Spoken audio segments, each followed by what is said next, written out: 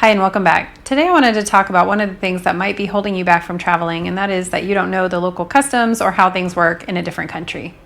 Navigating transportation and even simple things like grocery stores can be very intimidating when you arrive in a new place, but they don't have to be. In this video, I'm going to go over some of the things I found strange when I first arrived in France, and I'll show you how to navigate them so your trip will be a breeze. A lot of these things are also common around Europe in general, and for some of them, I'm not sure why we don't have them at home. My name's Kira, and I've traveled to almost 60 countries, and in 2024, I retired early to travel the world full-time. Let's learn from each other. I would love for you to tell me something that you found in a different country that was different than what you were used to and what you thought about it. Now let's get started. First, since I mentioned it, let's talk about grocery shopping. In France, even back in the 90s, it was very common for them to bring their own bag, and not only their own bag, but they also carry around cooler bags and sometimes little grocery carts. So everyone has these little grocery carts that they pull behind them, and they put their groceries in there. So plastic bags have been gone from Europe for a long, long time. And I know in the US, we've just started doing this in some states, and in some places, we still use plastic. It seems interesting to me that we didn't adopt this sooner. The other thing about the grocery store is they are starting to go to self-checkouts, which wasn't as common before. But make sure you have your receipt in your hand because it has a little code on it, and you need that code to scan yourself out of the grocery store. I've made this mistake many, many times where you bag up your groceries and you throw the receipt at the bottom of the bag, and then you get to the gate and you have to dig the receipt back out to use it. So keep your receipt in your hand to scan yourself out. The other thing that's very common in France is to go grocery shopping almost every day. And definitely if you don't buy produce every day, you probably are going to buy a baguette every day. I love this custom. I wish that I could buy a French baguette every day at my local bakery. The other thing, which may throw you for a loop, is that you might have to weigh your own produce. This is not just in France, this is in other countries as well, including some of the South America ones. And I got yelled at in Spanish in South America because I didn't know that and I didn't weigh my own produce. So you will see a little machine next to the produce aisle that has a scale on it and a little sticker. So you have to put your item on the machine, find it on the little picture thing. Luckily there are pictures. And then print out your own sticker and stick it on your bag before you go to the grocery checkout. Otherwise, you might get yelled at in a foreign language, which is very confusing. The next thing is that grocery stores are often closed on Sundays. I did notice that this is changing a little bit, and some of them now will be open for limited hours in France. But in other countries in Europe, this is very common. The grocery stores just usually aren't open on Sunday. So I wouldn't count on that. And this is especially important if you're arriving in a new place on a Sunday. You may want to have your little emergency bag of snacks because you might not be able to go to the grocery store. Now, you might find some of the little corner markets open, but the main grocery store will most likely be closed. In addition, most stores in general are closed on Sundays, so the hardware store and things like that are often closed as well. One thing that I always find fun is that they have eggs in different sizes. So you can sometimes buy 4-packs or 6-packs or 10-packs or 8-packs or 15-packs or 24-packs. And 12-packs as well. But if you're just going to come to France for a weekend or to be in one place for a weekend, you can just buy a 4-pack of eggs and it's perfect for one person. So I really like that there's multiple options, not just the standard 12 that we have at home. So now let's talk about some of the things you might need to know if you rent an apartment. The first thing is that the first floor is not the ground floor. So if you come from the US, usually we call the ground floor the first floor. So if you are staying in the second floor, that means you go up one flight of stairs. If you're in Europe, you have to go 2 flights of stairs to get to the second floor. So the ground floor is called the ground floor. The next floor is called the first floor. So just know that if you're on the 5th floor, you're actually on the 6th floor, and you're going to have to walk up 6 flights of stairs. The next thing is that to get inside a lot of the apartments, and not even like a high rise, just sometimes like a 1-level building, they're going to have a gate or a door on the outside that you have to access, and then you'll have your inside gate or door to get into your apartment. And a lot of these they used to have a huge key, like one of those huge skeleton keys you see in the movies. Now they have a fob a lot of the time, but also if you want to let somebody in, you're going to have a little phone inside your apartment. So when they ring your buzzer, it will ring inside and you have to push the unlock button to buzz them into the main door. Some of the other things, like appliance-wise, that may be different than you're used to, is that you'll often have a towel warmer, which I really like. It looks like a little towel rack or a radiator, but it's actually a towel warmer. And this is great because a lot of times, another thing is that the apartments might have a washer, but it's very, very common not to have a dryer. And so I usually will put my jeans on the towel warmer, and that way I can dry them, because you have to hang dry all your clothes. The other thing about that is you will have to hang dry your clothes, and usually there's a drying rack and it folds up and it goes in the closet, and so you take that out and you unfold it and you put all your clothes on that, and that's what you do to dry your clothes. The next appliance that might be a little different than you're used to is that the fridge is probably going to be smaller than you're used to. A lot of times it's even just like a dorm room fridge, and that's because, like I said with the groceries, they go grocery shopping almost every day a lot of the time. So you're not buying Costco size hauls of groceries, you're just buying a few fresh produce items and then you're going back the next day for more, so you're never really filling up a huge fridge anyway. The next one is a washer. Like I said, there may not be a dryer, but there might be an all-in-one. So you might have a washer, dryer, all-in-one, which is a little bit strange and seems to take a long time to dry. Maybe I haven't figured out how to work them correctly, but it seems like they take a long time to dry. We had one in Germany, and it was like a 4-hour cycle for the washer and the dryer. So I found if it's warm enough or there's enough breeze, I just hang dry my clothes. The next appliance, if this is an appliance, is the boiler. So instead of having a hot water heater, they often will have a boiler. If you take a shower and the water goes cold before you get out, then you probably need to turn up the boiler. So there's a knob on the front, you want to turn it to a higher temperature, and that should help. The other thing is the microwaves are very strange. So they don't always have number buttons on them like you might see normally. You might just have one button or two buttons or a weird little like turning knob thing that you would use instead. So those are a little bit different than you may be used to. It's also very common to have an induction stove, which I really like. It saves room, like you can put a drawer under it, but also it gets hot super fast. And a lot of them are the magnetized ones, and they're pretty cool. I really like them. And I haven't had one gas stove in my whole time that I've been in Europe. So it's very common to have an electric stove, and the induction ones are very prevalent. Also, you might have a very strange looking hood. You might be used to like an oven hood that is made out of metal, but they now have ones that are made out of glass that look kind of like a television. So if you think you have a television above your stove, that's not a television, it's the hood, and that's where the fan and the light are. Another thing that's kind of strange is the trash and recycling process. So it really depends on where you're staying. Each one might be a little bit different, but it is very, very common for you to have to take out all of your trash and recycling yourself. And usually there are receptacles out on the street, and you have to put them in the receptacles out on the street. So it's not like home where you might have waste management or whatever that picks up your specific bin from the front of your house.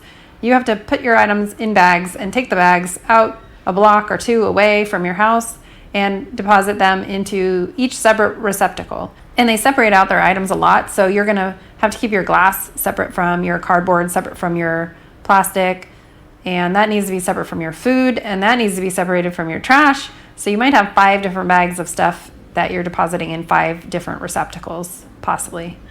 Also, in the places I stayed in France, they actually recycle soft plastics. So like if you get a package of ham or whatever, they do recycle that. Whereas I think in the US, you might put it in the recycling, but I don't think they do anything with it. So I'm not really sure if France does either, but I was told that they do. And it's very satisfying going and taking out your recycling. Like in Spain, the bin was huge, and when you put the glass in, it breaks. So you get this like clink, clink, clink. It's kind of fun. Also in the kitchens in Europe, and France is one of them, there's almost always an electric kettle. It's very common to have an electric kettle. I'm not sure why we haven't adopted this more in the US, because it heats up the water so much faster, but that's just the way it is. But it's probably 99% chance that you're gonna have an electric kettle if you're staying in a place in Europe. The other thing is the showers. They often will have 2 different heads, which is nice. So there's a rain shower usually, and then one that's attached to a pole that you can take off the pole and use to wash yourself, or leave on the pole and use to wash yourself. But the thing that's a little bit strange about the showers is often the knobs are different than you might be used to. So the hot water might be on a little knob on the right-hand side, let's just say, which adjusts the temperature of the water, and you might have a little push button that you need to push in and turn to get it to be really hot. So that's like a safety feature so that you don't accidentally turn it on too hot, but just note that you have to push it in and turn it even further if you want it to be hotter. And the other thing is then on the left, a lot of the times they'll have an adjustment for the 2 heads. So if you turn it one way, you're gonna have the rain shower, and if you turn it the other way, you're gonna have the regular nozzle. So they're a little bit different than we're used to. There's not like two knobs to make the hot and cold come out necessarily. So that's something that you might have to kind of negotiate. Speaking of the shower, a lot of times there's a little mitten. So it's like a washcloth, but it's a mitten. So it's a square washcloth that you can stick your hand in. And you use that to wash yourself, I guess. But that's not something that I have seen a lot at home. So that's kind of fun. Not sure why we don't have them. All right, let's talk about the windows. I love the windows in Europe, and I wish that we had them at home. So the way that the windows work is you can either swing it open by turning the knob one way, or you can close the window and turn the knob the other way, and then it opens from the top, just the top. So this is great if you're on the first floor. You can open the window just from the top so you can get a good air going, but you don't have to have your window fully open where someone could just like climb in or stick their arm in. So I know that in the US we have a window called Pella. They're very expensive, and I think they do windows like this, but this is not really a very common thing that I've seen very much in the US. And last but not least, sometimes the windows, it's the call to prayer. Last but not least, sometimes the windows have a shutter on the outside, a metal shutter that you can pull down to keep the sun out or whatever. And there's a little rope that you have to use to close it, and it's not really anything complicated, but it's just something that we don't always have at home. So they have the metal shutters on the outside. This was very handy in Spain because I had the sun come right in my window in the afternoon. And of course, unfortunately, I had to close them so it would block the view of the sea, but it was really nice not to have the sun like streaming in the windows.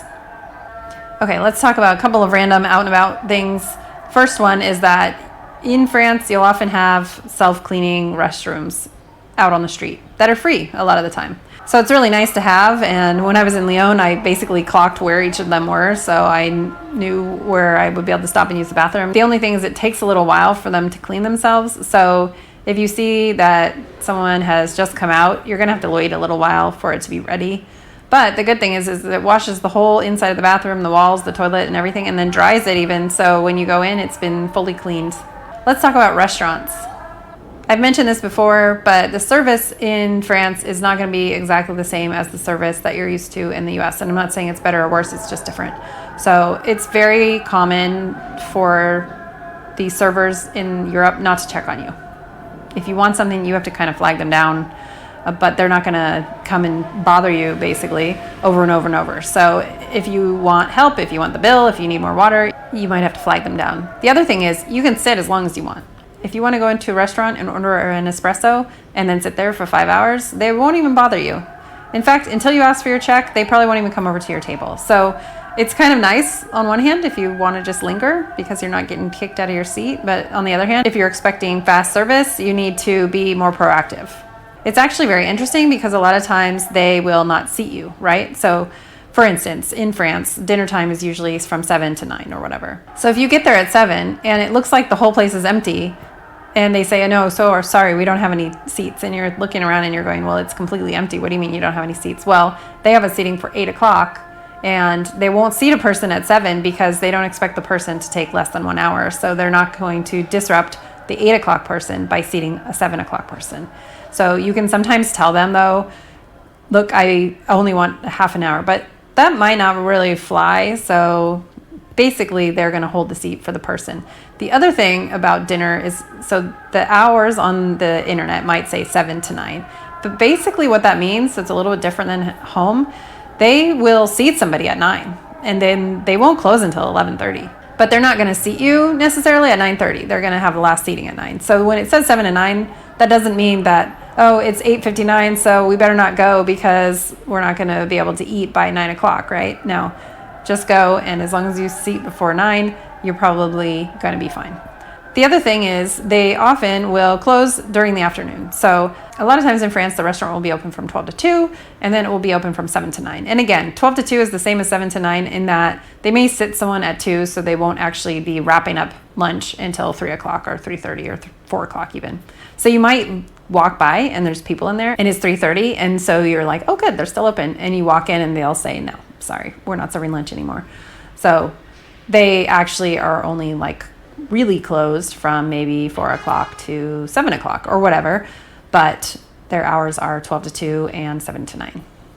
And in Spain, same thing. they will be closed in the middle of the day. And in Spain, I don't know if this is the case in France, but in Spain, a lot of times regular stores will do that. So they still have like the siesta. So even the pharmacy will be open until 2 and then open back up at 5. So they will have a big rest break in the middle of the day. So what do people do in the gap between 2 o'clock and 7 o'clock? Well, they have drinks. So a lot of people will go and have drinks at 5 o'clock and then go to dinner at 7 o'clock or something like that. So you'll see a lot of people out and about on the streets, in the cafes, having a coffee, having a cigarette, having a whatever from like 5 to 7. So if you're walking around before dinner and you think, oh, goody, this place is open for dinner. Well, they might not be open for dinner, but there will be a lot of people there having drinks. And speaking of coffee, it's always funny when Americans come to Europe for the first time because they order a coffee, or in Spanish, it's a cafe, in French, it's cafe.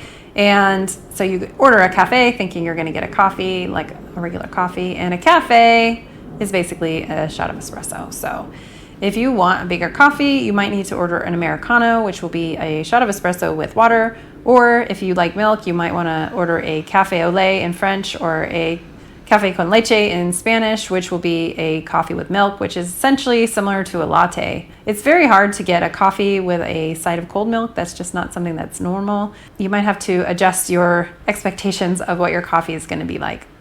Speaking of going out, a lot of people don't really have people over to their house. A lot of times this is because if you live in a city, you're going to have a small apartment, and a very small apartment sometimes. So you don't really invite people over. A lot of times you just go out and meet for coffee. So you'll see a lot of French people out, like I said, from like the 5 to 7 hour having coffee with their friends. But I talked to a local about this, and she said it's not very common for people to invite you over to their house, at least in Lyon. And speaking of coffee, I should have said this in the apartment section, but instead of having a coffee pot, usually you'll have a pod machine. That's very common nowadays. It used to be that little silver one that you had to put on the stove, but now a lot of people have the pod machine. Unfortunately, each of the pod machines is a little different, and the pods are a little different, and they work a little bit differently. So it's very common, though, to have a pod one, and a lot of times it's a short shot. You can read on the actual outside of them sometimes that if they're a long shot or a short shot, but even the long shot is not going to be a full cup of coffee like we would get at home. So just know that, and they each work a little bit differently. I'll put a video up here, kind of going over a couple of them. So you might have already seen some of these at home, and usually they have a small little metal puck. These ones are a little different. So this is the Nescafe Dolce Gusto. You have to make sure you have the water in the back, first of all. And then after that, this one's a little different. You pull the drawer out and put the coffee in it. But just a quick note about that. So each one of these has a different, see how it says grande and it has a lot of little lines? So that's going to give you a taller cup of coffee versus one like this, which is going to give you a shorter cup of coffee. However, when you close this, push the power on, you also can adjust this. So if you put it like that, you're only going to get an espresso. So you want to put it nice and high. And once this turns green, then we're going to just turn it this way. So we just flick it towards the red.